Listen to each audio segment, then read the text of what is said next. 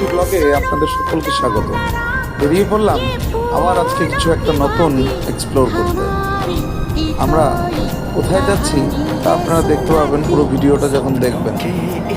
বলতে কি, বীরজারা বই যবে থেকে দেখেছিলাম, পাঞ্জাব দেখার একটা শখ তখন থেকেই ছিল। আর আজকে পাঞ্জাবের বুকে রয়েছি, আর এই পাঞ্জাবের গ্রামগুলো দেখছি, চারিদিকে গমের ক্ষেত, ধানের ক্ষেত। সত্যি মনে পড়ে যাচ্ছে সেই ফিল্মের কথা। প্রতিটা মুহূর্ত মনে হচ্ছে যেন বীরজারার দুনিয়া চলে গেছে। চলে আসলাম দুর্গিয়ানা টেম্পলে। এটা কিন্তু অনেকটাই সেই গোল্ডেন টেম্পলের মতনই অনেকটা আকারের। মন্দিরের চারপাশটা আমরা ঘুরে নিলাম। সত্যি খুব সুন্দর একটা মন্দির ছিল। তারপর আমরা ছবিতে চলে গেলাম, কিছু ছবি তুলে নিলাম, স্মৃতিবদ্ধ করলাম নিজেদেরকে এই জায়গাটাকে নিয়ে।